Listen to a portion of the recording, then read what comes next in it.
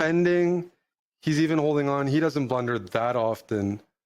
But game after game, Hans is up on the clock, sharp positions.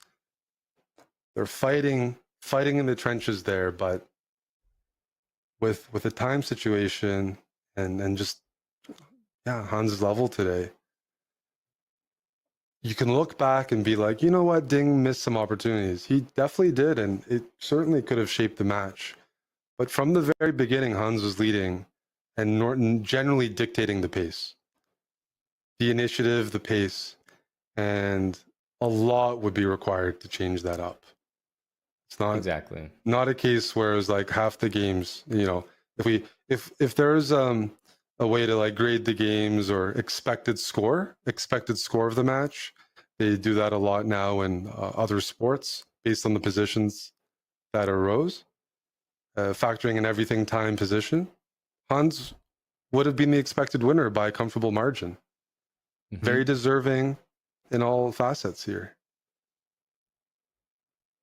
Yeah, absolutely. And we've seen this opening a number of times. I have to say, every time I've seen it, I really have estimated that Ding's chances should be quite good.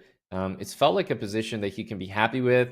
The bishop on a2 is kind of a non-participant, but at the same time, bishop on b7 is not great. And I love the queen g4, the pressure on the king side, the advanced e-pawn. So this has been an opening or a position that I've really enjoyed today for Ding, but it's not to say that the results have necessarily come.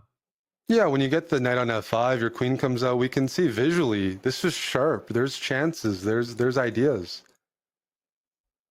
But you need to leave yourself enough time to navigate that. And it might be a case where Ding is putting too much pressure on himself, that he is second guessing everything and he just hasn't been able to find his groove. Right. Yeah, trying to free that bishop with a4, desperate to have that piece participate in the action. But I mean, you have to play bishop b1 in order to use your rook at all. You use the rook, now you can't really use the bishop. Yeah. It's would love that position with that free bishop, but Hans never allowed that. He's just not letting Ding get some of those. Nothing comes easy today for Ding.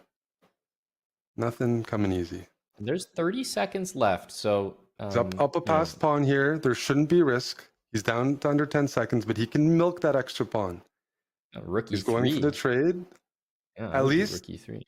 Rook e3. He's got that passed e-pawn, so Hans cannot win that d6 pawn because that endgame. Isn't that endgame losing?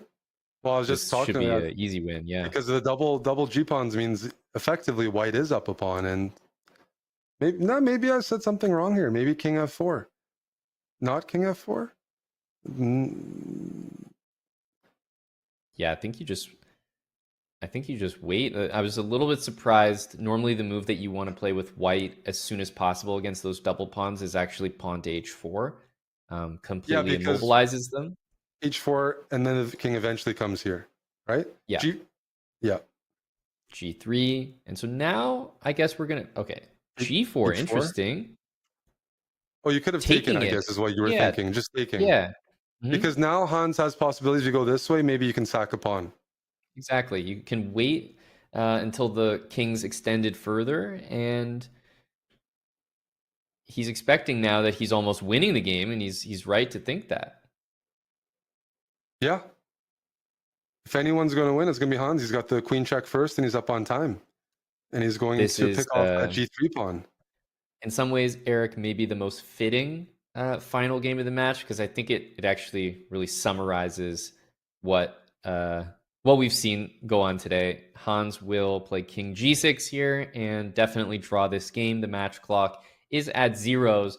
And even though that endgame was winning for Ding, he does not win the game. It ends in a draw by stalemate. And that will conclude this Speed Chess Championship match. And Hans Niemann advances, I believe, just to the quarterfinals, I think.